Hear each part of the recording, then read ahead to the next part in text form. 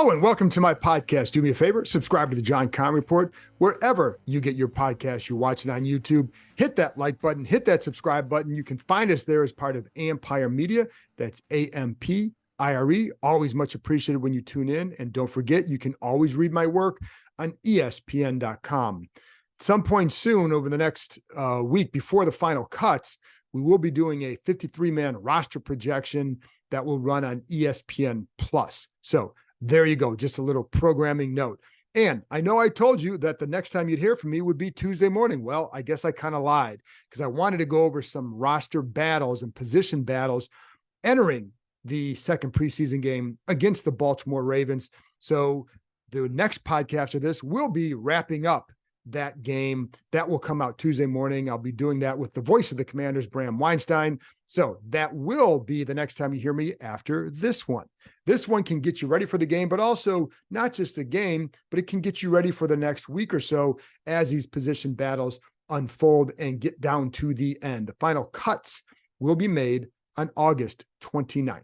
So let's take a look at those. Now, this morning, the Commanders basically made their kicker decision, but to me, this is where it was going to go all along. They released Badgley. They're going to keep Joey Sly. During camp, you really didn't see much of a difference when they would have, I guess, their little kicking competitions. It was more like, okay, you take these three kicks from this distance, and this distance, between like 33, 43, 51 yards, whatever. They were pretty even. The one time where the worst miss that Sly had was up in Baltimore, was a 51-yarder. It was just ugly.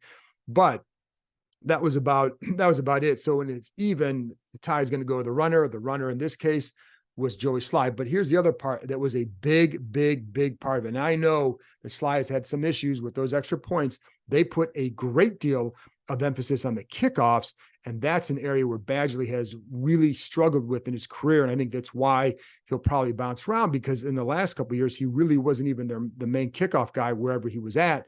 That becomes a problem because then you have to have someone else do it. And that's not Tress Way. He doesn't want to do it, completely changes the direct, the way he kicks, et cetera. So, and it wasn't just that his kickoffs were short, because I know, the new rule, et cetera. It's that they were often didn't get the hang time, which could lead to longer returns. And they're really going to be about, it's a lot of this season is about limiting turnovers, creating more turnovers, the turnover differential, also field position. And that's a big deal for them. So that's why going into this, Sly always had the advantage. And it's just, and he did have a solid camp. And I don't think Badgley did anything that was different to change their minds. So that's why they're going there. Speaking of punter, Tress Way, still seems to be dealing with some soreness in his lower back. So the Commander signed another punter just to kind of get through the preseason. And we know what Way can do, and you want to make sure that guy is ready to go when the season begins. All right, so let's take a look at some of the position battles entering this game. Just kind of go over them little, in quicker detail, I guess. Let's start at receiver, because I think that's one of the more interesting ones. We know the top four. So, obviously McLaurin, Dotson, Samuel, Brown. Who's going to be the next two? Well, Byron Pringle, the guys who've been getting a lot of work there, Dax Milne, Byron Pringle, Kaz Allen. You can throw like a guy like Mitchell Tinsley in there. I don't, and I know that they like Bryson Tremaine is another guy. He's from Stanford. So Tavia Pritchard, their quarterback's coach, clearly knows him. He also has size, something they don't have. But have guys like Tinsley and Tremaine done enough in the preseason to warrant a roster spot? I don't think so, because I don't think they necessarily do anything. I think some of the stuff they need from the roster spots are with the other guys. I think those two you can keep on practice squad, see how they develop, and go from there, because they both, I know, like when watching Tinsley, can he help on special teams? Because if you're one of the last receivers, you have to. One of the times, I only watched him one time on, I know he's like on kick coverage. He's in there. In the first preseason game, he was on number one kick coverage. But I watched him try to work as a gunner the other day, for example, against Baltimore, struggled against the double team, 1 rep. So I don't want to extrapolate from there, because I didn't see enough of him doing that, but it's something that you pay attention to. So when you look at those last couple of spots, so look at like Pringle, experienced receiver, has a good experience. Milne is much further along than a guy like Kaz Allen as far as a route runner and helping from scrimmage. So if they want a guy who can help from scrimmage in addition to being a returner, well, then Milne would have an edge there. However, keep in mind with Allen, like they are working him a lot as a returner. He did not return punts in college. Pringle, by the way, he's another guy who's gotten some work as a punt returner, has not returned punts in the NFL, returned them a little bit in college. Obviously, Milne has an advantage in terms of experience returning punts in the NFL. Keep in mind, while we can all look and say who could be more explosive, this and that, the number one thing that they put an emphasis on with the punt return game is ball security. Make a good decision, secure the ball, and go from there. So if you can do those two things and then be explosive or have the ability to maybe get more yards, well, that's obviously to your benefit. But if they're not sure about that aspect, well, then that would be a knock against them. With Allen, keep him, and when he was at UCLA, he converted to a receiver. I think it was his senior year is when he did that. So he's very inexperienced in that role, and you can see that when he's running routes on some of the passes thrown to him.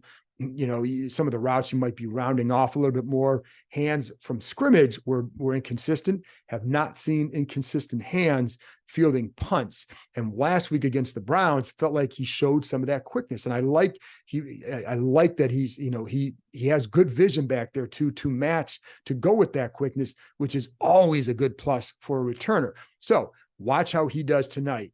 But I think if it comes down to if it's even and they're going to go with who can help now from scrimmage, well, then Dax Milne gets that call. Pringle, again, I would think would be one of those two spots. So, but those are the interesting guys there. And so again, with Allen, it's also not just where he's at, where can he get to in this offense? I don't think I know people always get worried, well, if you cut him, someone's going to pick him up. And very rarely does that happen because every team has guys like this. So, and they want to get him onto the practice squad and develop him. But, we'll see if Allen has a big return against the Ravens or even in the final preseason game, makes it a lot tougher than to expose him, because now you see if it's just a couple nice returns, well, I don't think that's going to do the trick for another team. But if you get a big return and show that ability by making guys miss with some of that quickness, now you're going to open eyes. Now you make it harder to be cut. So there you go. Watch for that. Offensive line, left guard position, Sadiq Charles and Chris Paul. The reason why they keep having Sadiq Charles in there with the starters when he's healthy, which is key, is because of his ability to block more in space. And if you're running that screen game, you need to get out in space and be able to block. That's where he has an advantage over Chris Paul. So that's one thing to watch. Chris Paul, though, did a nice job in that preseason opener run blocking, especially. He's got that strength inside. And that's, those D linemen will always talk about his strength in his hands. He also had a nice pulling action where he had a nice block against the Browns as well. So pay attention to that one.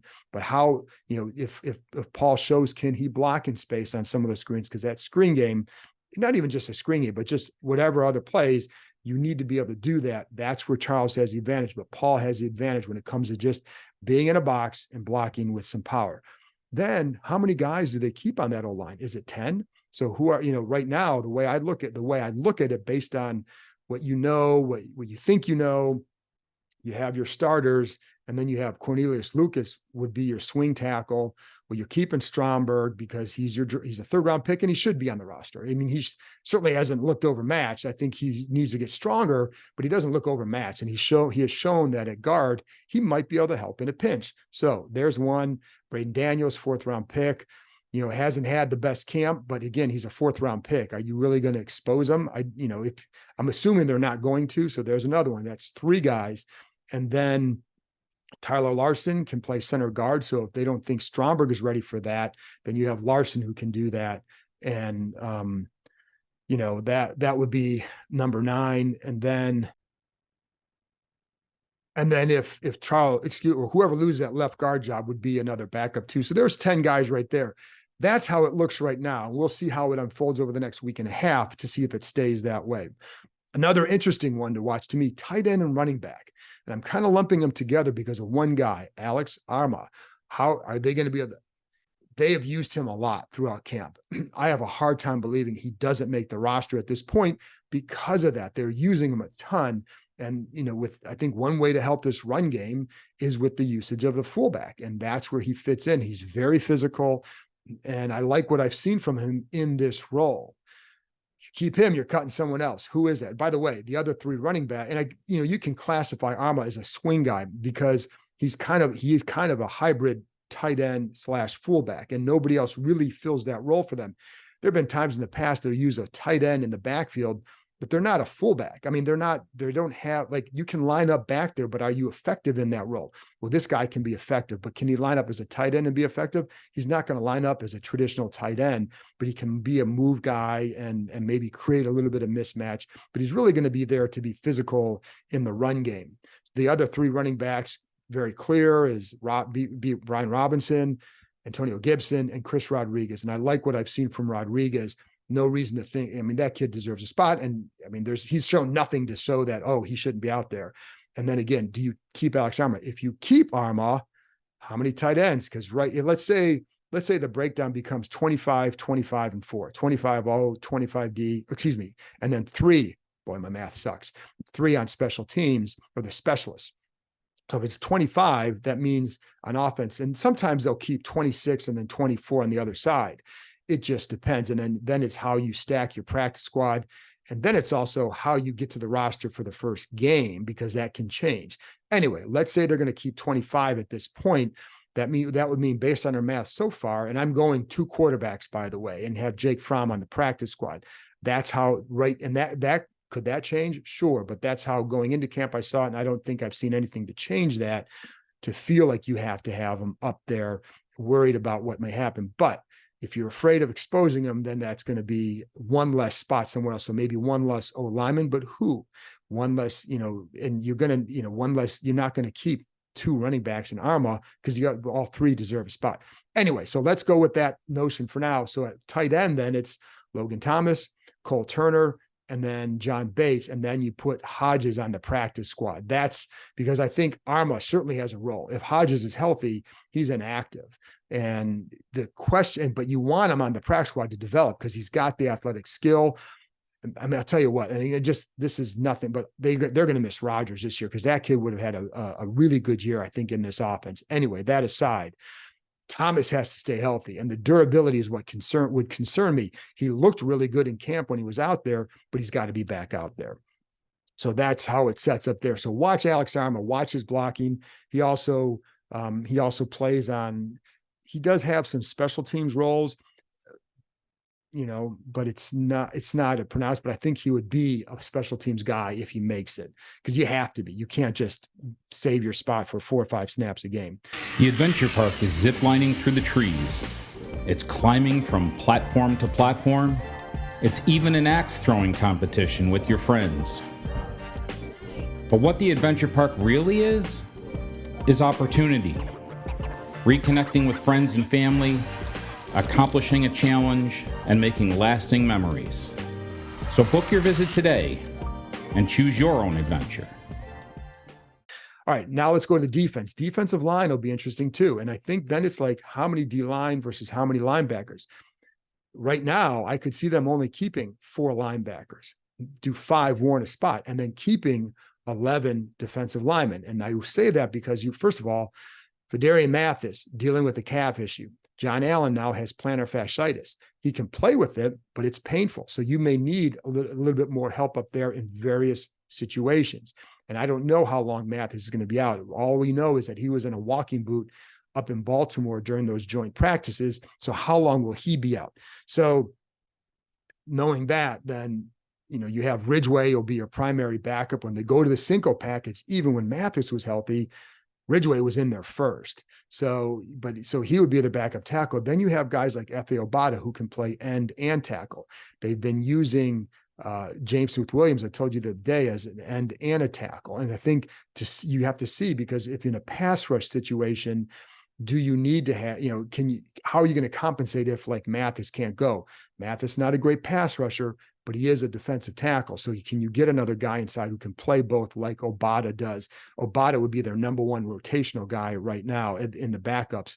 And So that, but then let's say even if Mathis is healthy and can go this season, then how many of those D ends you're going to keep? Because you have the top two, Sweat and Young, and then you have Obata, then you have Casey Toohill, James Smith-Williams, KJ Henry, and Andre Jones. And Jones has really played himself onto this roster at this point, showing flashes at defensive end. He can play up, he can play down. He was on the first, I think he was on the first kick cover against the Browns. It's always pay attention to who's out there first on special teams, because there are going to be some guys, if you're on multiple special teams, it's a good thing for you. And I think Jones is one of those guys, big guy who can run.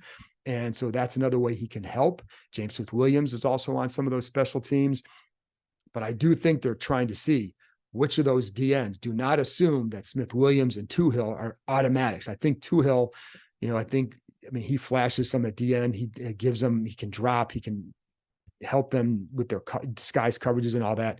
So anyway, if they keep 11, they're keeping those 5 DNs. And KJ Henry, he's a draft pick. It's a 5th round pick. They don't like to expose them too much, but he's a different style of player than Jones. He's not going to flash quite as much, a little bit more with power.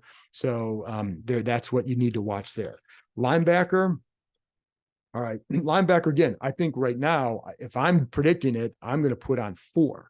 And that would be, you have Jamin Davis, Barton, Mayo, and then to me, Khaleke Hudson, in that order. That's how I think they see them. And then it's like, does Eifler or Harris flash enough to warrant that 5th spot? And those guys also play special teams, good speed. So I think that's something to watch there. But I think you could put those guys on practice squad, keep them there, and then elevate if needed. So and then defensive back, again, the guys to watch, really, Christian Holmes, I've talked about him.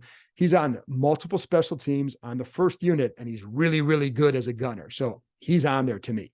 Then it's like, do you keep an 11th guy? Because if you keep 11 here, you're not keeping 11 D linemen. So does Rashad Wildgoose deserve a spot? Well, he plays in the slot. Well, who else does? Benjamin St. If you're starting, your starters are, your top 3 corners are Fuller, Forbes would be on the outside, and then St. Juste on the inside when you go to 3 receivers. So, when you go to three corners. Then you also have Quan Martin, who can play in the slot. You also have Danny Johnson, who can play in the slot. And I think with Johnson, I know he had the injury against the Ravens. It's inflammation of the shoulder.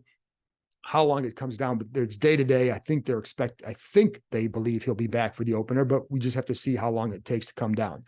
That's another one to watch. And so right now I would put 10 on there right now from that group. Don't know where it goes over the next week, because whatever happens tonight against the Ravens will help start to shape even more. We've seen things change based on this second preseason game, even based on the third one. Shaka Toney a couple of years ago earned a spot because of his performance in the last preseason game. He made a move that they felt nobody else makes that move. So you got to keep him around to see if he develops. Anyway, that's a quick update from me. I'll be back. Blah, blah, blah, blah, blah. Thank you for tuning in. How about that? Appreciate you listening all the time. I'll be back on Tuesday, wrapping up the Commanders preseason game against the Ravens with the voice of the Commanders, Bram Weinstein. Talk to you next time.